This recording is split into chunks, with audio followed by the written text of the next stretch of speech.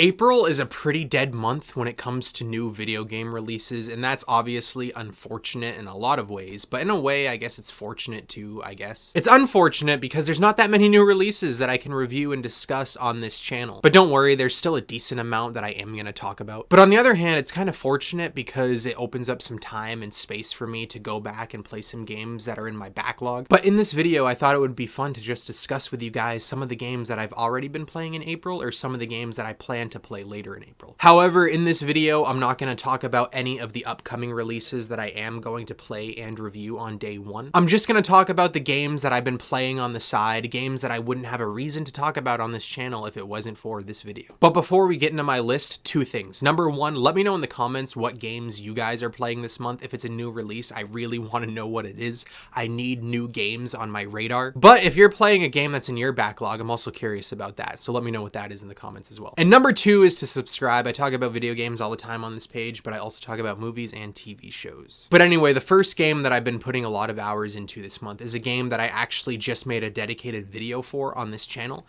and that's Ghostbusters Spirits Unleashed. I'm not going to get too in-depth about this game here in this video. I'm actually not going to get too in-depth with any of these games in this video, but I do have a dedicated review, like I mentioned, that you should check out. It's me talking about if I think this game is worth playing in its current state in 2024. But one of the things that I said in that video, and it's still true, is that this game doesn't demand a lot of time from me. It's not a game that I sit down and I play for hours and hours and hours. It's not really a game that beckons me to play it more than I want to. And that could be unfortunate for some people, but for me, it's exactly the type of game that I want right now. It's a game where I just play around here, I just play around there, I play around whenever I can fit it in. And because it's a game that's so easy and quick to play, I've been fitting it in spots where I really wouldn't have time to play any other game. But I've just been really addicted to it, if I'm being honest with you. The way that progression works, the way that you keep unlocking new things for your customization is really cool. You also unlock more and different ghosts to play as the more that you level up. In no way is it a complex progression system, but it's a very easy progression system that I appreciate. You unlock new stuff constantly, whether it's a new ghost to play as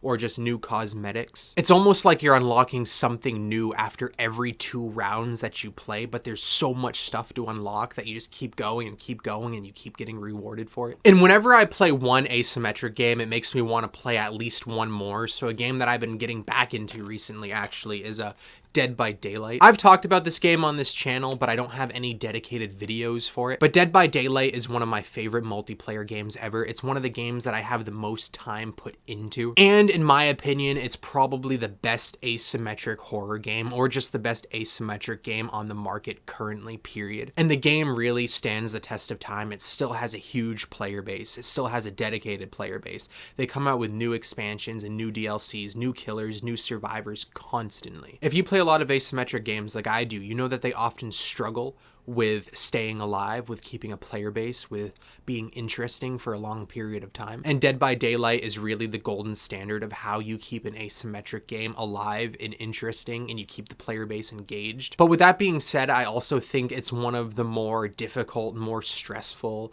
It's not really friendly to new players. And honestly, it's been the better part of maybe 6 months since I've really given this game a dedicated gaming session. So I'm a bit rusty and I really suck, but it's also fun for me because I'm playing as new survivors and new killers that I haven't really played as before. I've been playing as the Xenomorph from Alien. I've been playing as Chucky from obviously the Child's Play series. And then on the survivor side of the game, I've been playing as Alan Wake. I've been playing as Ripley. I just love Dead by Daylight, and that's one of the games I've been getting back into recently. The next game I haven't actually played yet this month, but I plan to put it in and start playing it again very soon. It's another game that I have a dedicated review for. I actually reviewed it on day one of its release, and that is HELLDIVERS 2. I played the game on launch, and I played it for a couple weeks after launch, but I haven't really played it since then, if I'm being honest with you. Not that I haven't wanted to, I've just been so distracted with other games. And I was in that game on the ground floor. I was there day one of when the servers went up, and it was very kind of casual friendly. It was kind of like a good time. But since then, the game has gotten massive, and it's taking on a life of its own, and it's honestly kind of intimidating to get back into it. If you check out any of the HELLDIVERS groups, posts or any of the Helldivers forums or any of the posts about Helldivers 2 from any of the big gaming journalist websites, you'd see how seriously this player base has been taking this game. People talk in the comments as if they are the Helldivers, as if this battle for liberty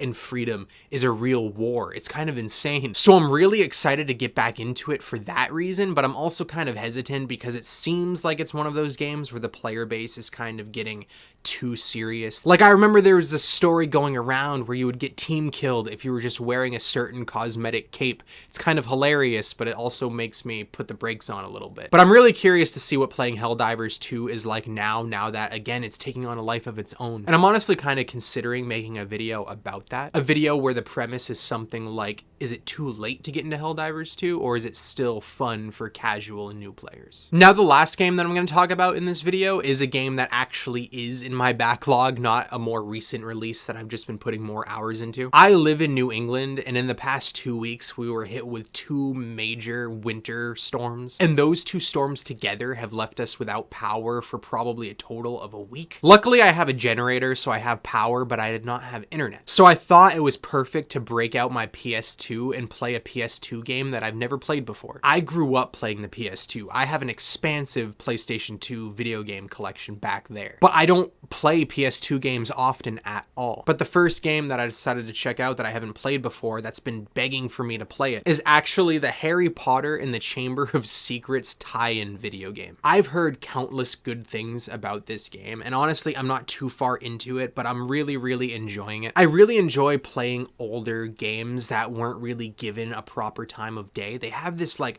really unique charm to them that's just super nostalgic. I don't know about you, but even if I've never played an old game before, even if I never had a specific old console before, just something about playing those games, it invokes nostalgia. And there's a lot of subpar tie-in games that come out these days, like Lord of the Rings Gollum, or the King Kong video game, or like the Walking Dead Destinies. And those games rarely, if ever, have a quality about them that saves them at least a little bit, some redeeming aspect. But something about older tie-in video games that aren't technically great, that aren't technically stand out, they still have a charm about them. And I honestly think it's the art style. Obviously there's more to it than that, but something about old school video game art styles where things look a bit more cartoony, a bit more charming, it kind of adds to the appeal of a video game that would otherwise not really be worth playing much at all. Where like modern video games, if they suck, the art style usually sucks too, and sometimes they go for like a realistic look, but it just doesn't look realistic, so there's like